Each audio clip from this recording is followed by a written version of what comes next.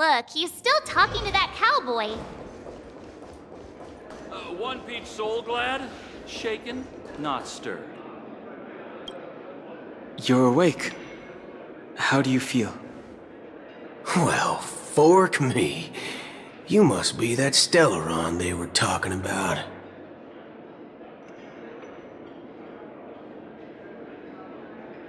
Don't worry. He's been up and about for a while now. But hey, Don Hung, why don't you introduce this cowboy to him first? Allow me to introduce him to you. This is Boot Hill, a Galaxy Ranger. During our pursuit of a certain person, we crossed paths and just so happened to uncover a shocking plot being concocted by Mr. Sunday.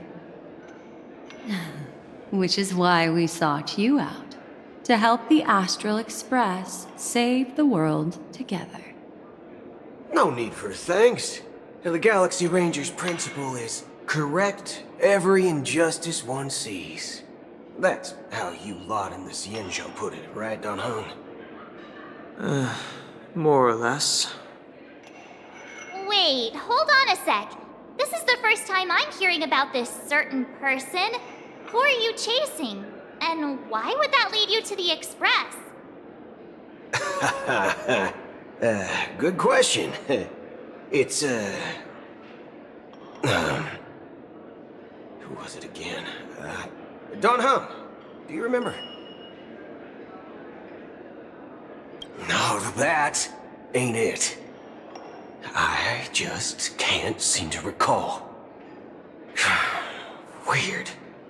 My neurochip hasn't registered any malfunctions. I can't seem to remember either. What's going on? Heck. Forget about it. If it slipped all our minds, reckon that person was just a minor scoundrel. Unimportant. Ain't gonna stop us from piecing together the story anyhow. Yes, when the dust settles, I'll just think of a way to recall it in the memory zone. Everyone, let's hurry up and look for Miss Himiko, shall we? He's now a minor star on Penacony, and the entire hotel's concerned about his well-being. You're right. Let's head to the lobby then.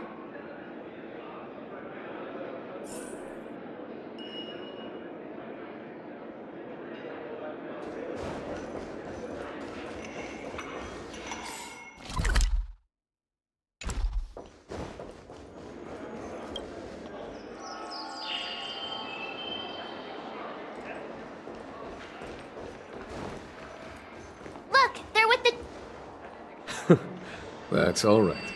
In these times of conflict for the sake of utmost safety, it is only right that the Alliance steps forward to mediate on behalf of the Astral Express. We must not allow you to take unnecessary risks. Furthermore, despite the IPC's eagerness for success, it prioritizes peace above all. And the family, trapped though it may be, professes a desire for harmony. The Alliance has always won people over with reason. I firmly believe both parties can indeed put aside their differences and come to a peaceful agreement.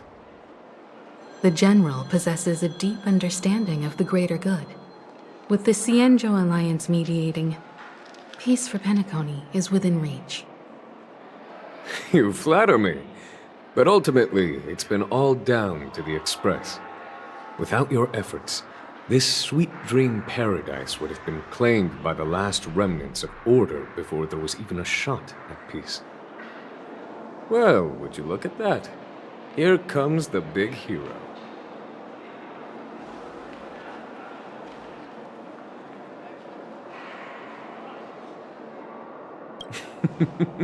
Here's the galactic baseballer, the paragon of both heroism and humility. Are you okay? I heard you couldn't wake up. Are you feeling unwell? Don't worry, Mr. Yang. There is nothing wrong with him. He practically burned through a lifetime's worth of jokes on the way here. what about you, Mr. Yang?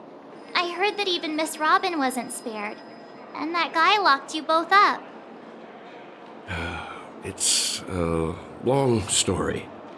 But at least Mr. Sunday took it easy on us. He used an ability called tuning to connect our consciousnesses with his. In other words, he imprisoned us within his consciousness. Thanks to General Jing Yuan's destruction of the Harmonious Choir, we were able to escape. He used that tuning on us too. Does that mean that we were almost imprisoned as well? I can confidently say now, he was truly after a fair fight with us. Had he wanted, he could have easily taken us down, without so much as lifting a finger. Speaking of the Oak family head, where is he now? It's complicated, but in a nutshell, he's now the former Oak family head. The IPC has named him the key figure in the family's Penacony split, citing a threat to cosmic peace. He must represent the family and answer for the unrest caused. His trial is set to take place at Pier Point.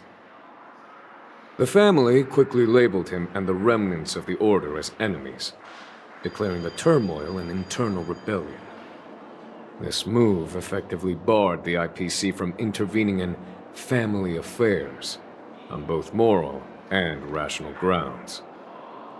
Everyone really has their own agenda, after all. Then, what's going to happen to Miss Robin? She and Sunday won't be able to deny their involvement in the Charmony Festival. They're siblings, after all. Why the sigh, General? I can only say that this incident is an unexpected mess for the girl. The Alliance will try to persuade the family to consider this matter carefully during mediation. It's time, everyone. The IPC's key members and I have agreed to consult one another before the upcoming negotiation.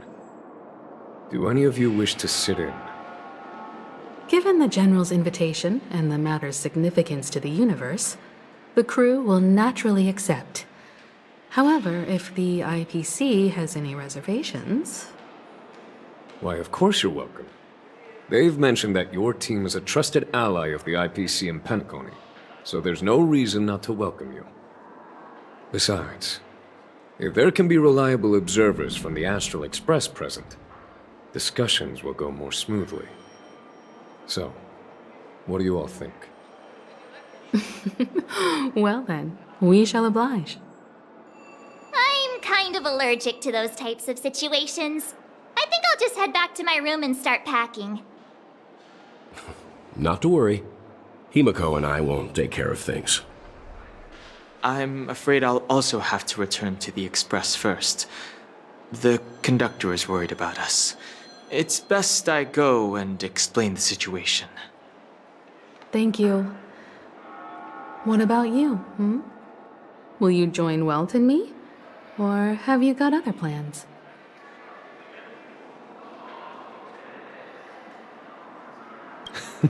Great. Although I'm not too sure of the reason, the representatives from the IPC have insisted on his presence. Allow me to lead the way. Follow me, please. The negotiation will commence at the hotel lobby. Everyone, please follow me.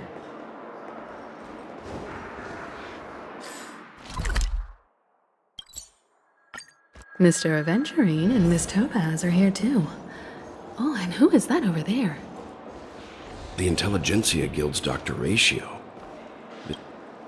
It's been a while, my Astral Express friends.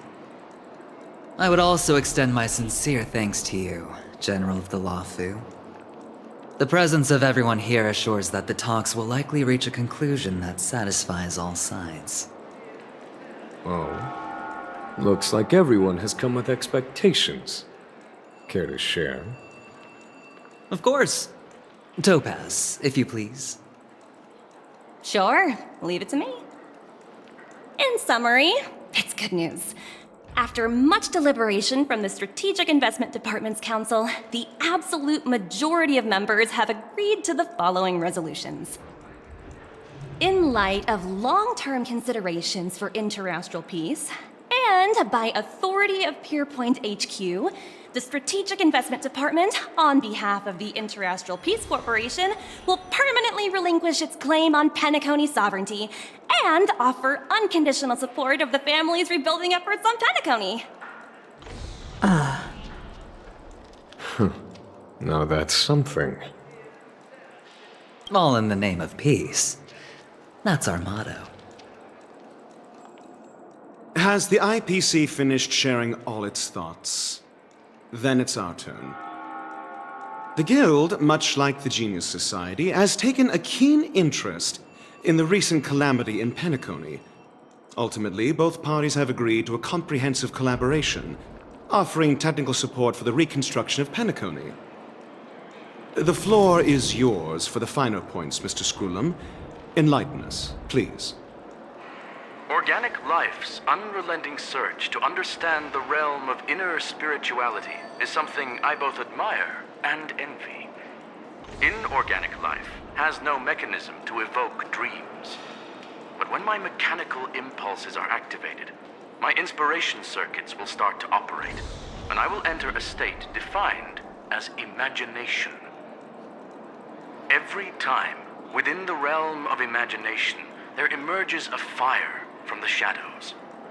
It is warm, bright. I frequently ponder this flame might represent the essence of intelligence, a cluster of inspiration ignited by high temperatures.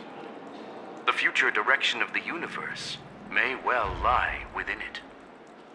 Alas, they are nothing but projections of my thought system to me, desired, but unattainable. But after learning of Penacony's accomplishments, I have come to realize that the flame is not beyond my grasp. After deliberations with my partners, we have decided to defer the progress of the Simulated Universe project, and instead assist the Intelligentsia Guild as technological consultants in the research of the Dreamscape and Memory Zone, so that these assets may be better used to serve humanity. Not only that, we've also established contact with the Garden of Recollection through the IPC, and they've pledged their support for our research endeavors. I'm truly happy for the Dream Chasers on Penacony. The cosmos' brightest and, let's admit, dimmer intellects are now at their service. But, never mind. At the end of the day, this is a positive outcome. No wonder everyone insisted that he be there. It heartens me to learn that everyone is willing to put aside their differences for Penacony's plight. I trust that everyone will surely reach consensus in the upcoming negotiations. Looks like Penacony's future is decided. I'm wondering, is there anything else the crew is concerned about? Peace is our greatest wish. Beyond that, we desire nothing else. Well, that's good. Now that everyone's minds are at ease, I shall take my leave. You may now depart with peace of mind. The Alliance will deal with all subsequent procedures. If that's the case, it appears that we have nothing else to worry about on Penacony. Looks like it's time for us to embark on a new voyage. Sounds good to me. You two head back to the Express first. I'll pick up March and deal with the checkout procedure. Oh, also, Miss Black Swan, you have a matter to discuss with me, yes? Nothing escapes your attention, Miss Navigator. You've been with us this whole time, huh? In any case, he and I will be waiting for you and March on the Express. Let's go. Our time on Penacony has come to a fruitful end. Penacony's journey ends here. I guess it was pretty fruitful.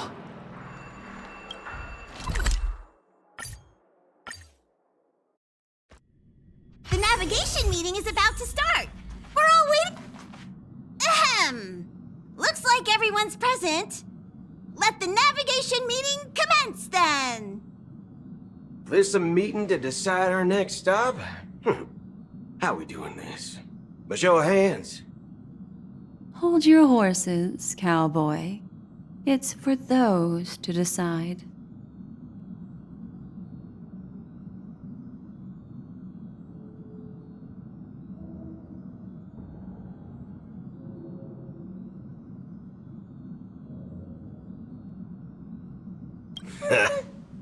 I'm just catching a lift.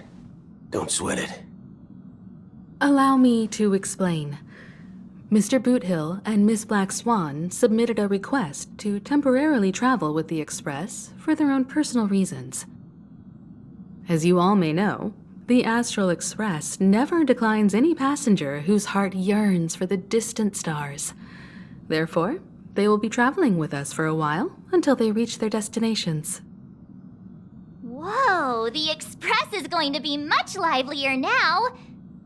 But, Miss Black Swan, you better not use your memo keeper abilities to pull any pranks. Understood, Miss Marge. I promise you, you'll never see me in your room while you're taking a break. Don't! You're freaking me out. All right. Now that everyone's met everyone, we can continue our navigation meeting. Firstly, Pom-Pom wishes to thank everyone. If it weren't for you all unearthing the truth about Penacony, Pom-Pom would have never known where Mikhail and the rest had gone. What they had to go through was regrettable, but I reckon they all fulfilled their wishes. And it was thanks to all of you. Thank you, everyone. Now then, we come to the crux of this navigation meeting. We must decide on the Express's next stop. Let me introduce our current options. The first choice is from Himiko, the oceanic planet of Lushaka, a planet composed entirely of water. Many aquatic races reside there. Of course, it's also the home planet of the venerable, nameless Mikhail. The second choice is the agate world Melustanen, suggested by Welt. It's famed as one of the initial sites of the Stellaron disaster, and the place where the beauty Idrilla ascended. Today, it's celebrated as a planet of undying allure. The third choice is Edo Star, a planet nestled within a vast ion storm region, currently under assault by the Antimatter Legion. However, the distress signals from there have recently ceased, prompting the IPC's wish for us to check in on the situation. The last choice, courtesy of Black Swan, is the glass belt Petravia, a massive belt of asteroids that was turned to glass by the Lord Ravager Zephyro. These days, it's apparently known to house one of the branches of the Morning Actors Troupe. Ooh, so many options. I'm seeing stars already. Next up, everyone will select the destination that they wish to visit, and then we'll put it to a vote. Little Misha and old Mikhail's homeland. Having been through so much in Penacony, as an aspiring nameless, I believe a visit to his homeworld is a must. Count me in. Still, I imagine that planet must have changed entirely after the Stellaron disaster. I've heard that its land masses no longer exist and the native population has completely changed. I'm not against Miss Himiko's choice, but Edo Star sounds like it's in danger. As nameless, should we not extend a helping hand? March is right. Though the fact that the distress signals have ceased means we're probably too late. But I still think we should investigate the situation there. 3 votes for Lushaka, 2 for Edo. Looks like we have a winner! Next stop, Lushaka, the ocean planet. Then this navigation meeting is adjourned. I'll go check the warp jump coordinates. Everyone can catch up on some rest in the meantime. When it's time to make the jump, Pom-Pom will make an announcement. There's still some time before the jump. What should I do? How about a chat? Over here. Nice. Oh, you're here. Seeing your reflection among the stars in the porthole really does seem somewhat surreal. How about it? This journey of beautiful dreams. Was it to your liking?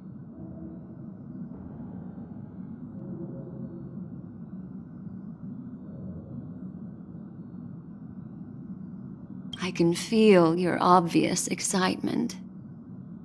That means your memories will also become even more beautiful. So, how about you hand that small parting gift back to me? I'm quite eager to have it back.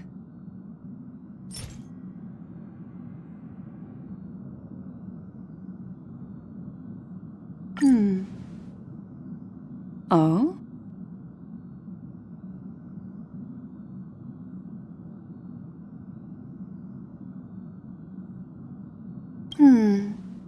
Never mind. I just stumbled upon a particularly fascinating spot in your memory. Before I explain, I would like to apologize to you. This farewell gift I gave you isn't really a compass from the memory zone, but merely an empty light cone. Remember when we entered the hotel in the dreamscape for the first time, and I procured a few trinkets from your companions? Their functions are similar. This way, I can always be attuned to your location, ready to assist immediately if you encounter any threats. But this is not its most intrinsic function. Light cones are slices of light used to encapsulate solidified phenomena. This empty light cone is the same.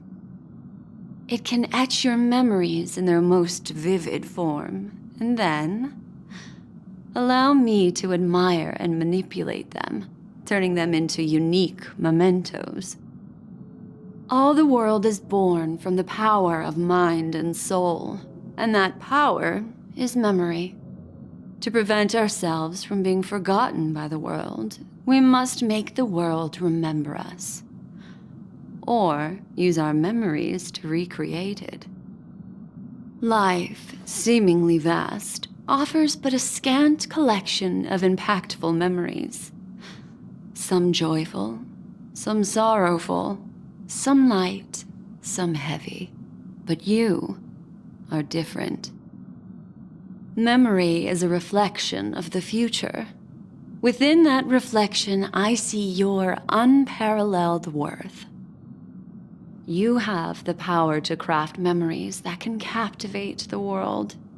Your memory can illuminate the universe's future path. And that memory will be as scintillating as the star clusters you see in this porthole. Precisely. But do you know the deeper meaning behind it? The reason is simple. In this grandiose and ostentatious dream of the families, only you personally experienced the entire course.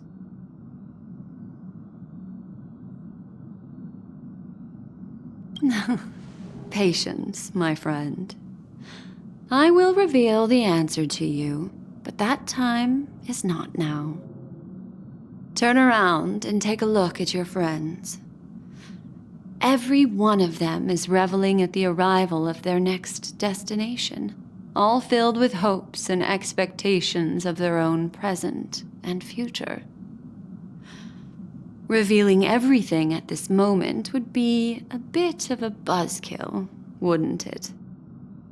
I'm looking for an opportune time, a time when you're totally at ease. Perhaps when the night grows hazy and you're about to drift off would be the most opportune. How about one fine night? I will prepare the candles, aromatics, and even a cushy couch to create a cozy dreamland for you.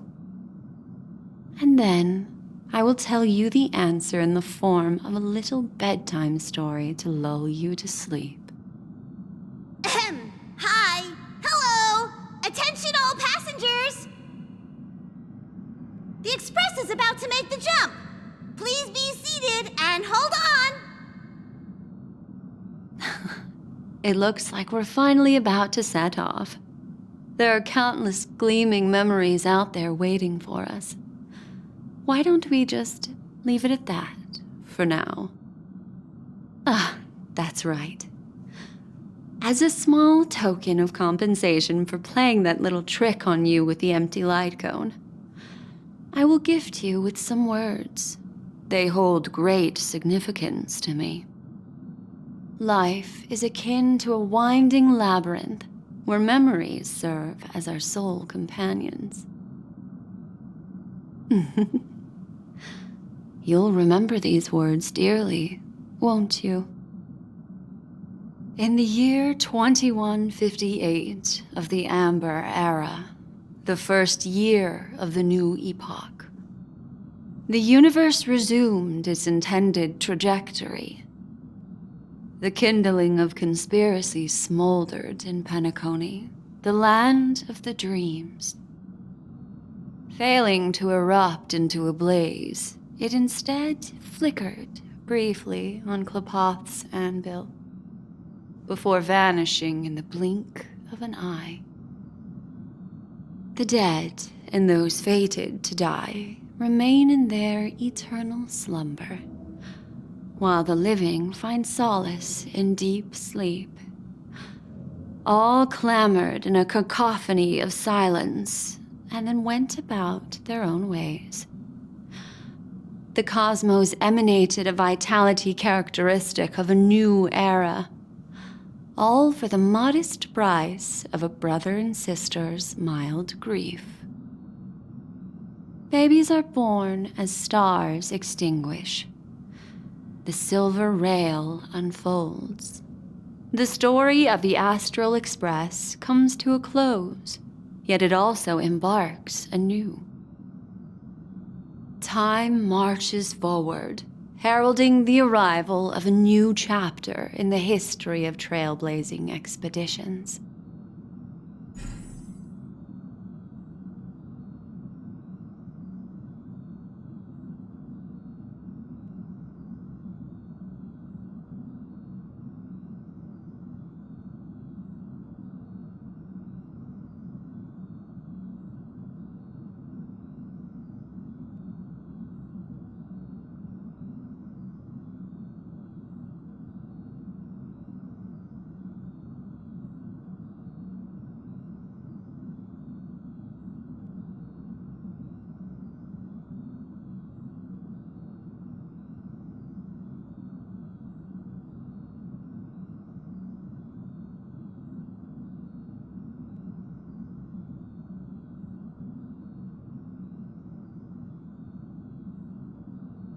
Countless shooting stars streak the sky tonight. If you can pick the right one, it will carry your wish to thousands of distant worlds. You're feeling very relaxed now, aren't you? So, then, it's time to tell you a little bedtime story. Well, let's start with a conclusion. The crew was defeated in the battle against Sunday. Everyone in Penacony failed, and no one survived. But don't panic. The truth, as horrifying as it may be, is not yet irreversible. There's still a glimmer of hope, and that's why I'm here. Next, I'll use this empty light cone that carries all your memories to relive everything that happened before. And when this story reaches its end, I'm sure someone as clever as you will notice that. There's a major flaw in the story you have experienced. Yet, within that flaw lies a glimmer of hope. Are you ready for it? Do you remember everything? When the clock turned back, the Express started a warp jump, sending you to a strange dream. You were bewildered back then, and then a Galaxy Ranger named Acheron showed you a way out. When you arrived at the Reverie Hotel, you met the doorman Misha and had a confrontation with Aventurine, an IPC representative. Thankfully, Acheron appeared again and helped you. After that, you saved Firefly and explored Penacony together. During the tour, you ran into Sparkle disguised as Sampo and accidentally entered a child's dream. There, I rescued both of you from death, but Firefly didn't return to reality. She realized the truth and tried to involve you in her plan, but that resulted in an accidental death. Even more unsettling, you soon encountered another murder. The 2 cases of death prompted you to investigate the truth behind the sweet dream. Despite your efforts to gather information about the 2 victims, you didn't make much progress. But you did learn about the watchmaker from Gallagher. Meanwhile, Aventurine was secretly carrying out his scheme, in which you were one of the pawns. In the midst of a fierce battle, Acheron revealed her true identity as an emanator of the Nihility and unsheathed her sword. That strike foiled Aventurine's plan and opened a passage between the sweet dream and the original memory zone. Upon your arrival at Dreamflux Reef, you learned the truth that death was actually dormancy, as well as the truth about the dreamscape, the Stellaron, and the bellboy, Misha. You split up with Sunday and Robin, looking for a way to seal the Stellaron. However, it turned out that Sunday and the Dream Master had their own hidden agenda. And you had to engage in an ultimate duel on the stage of the Charmony Festival. Finally, the story reached its conclusion. You emerged victorious, with the Trailblaze triumphing over the Order, and Penacony embracing a bright and peaceful future. This marks the end of the thrilling journey in Penacony. I'm sure you've already noticed something unusual, haven't you? The major flaw, which contradicts all the known information, hides in this story.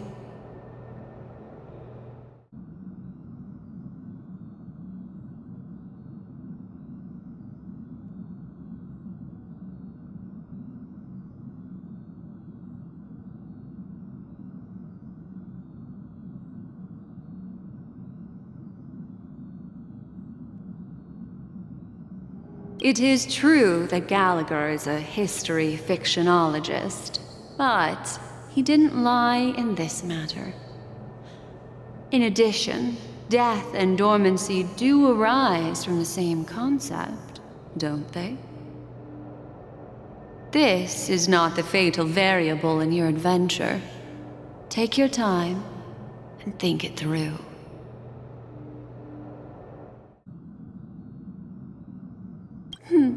Little Misha. Or should I call him the Watchmaker?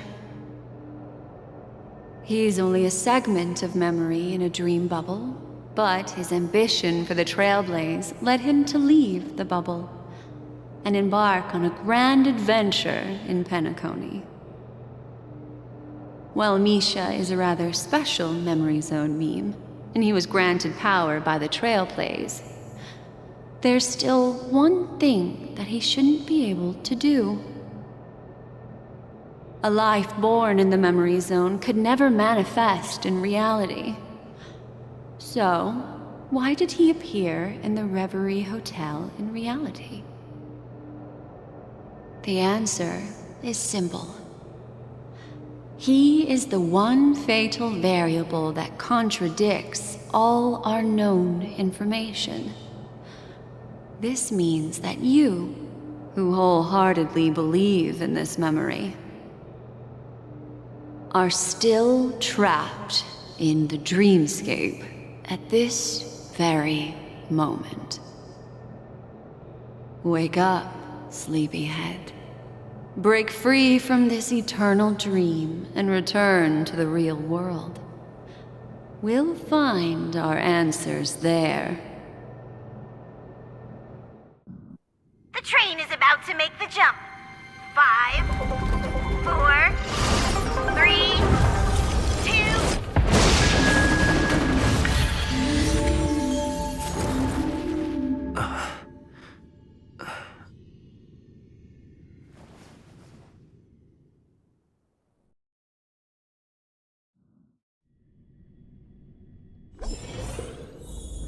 This way, darling.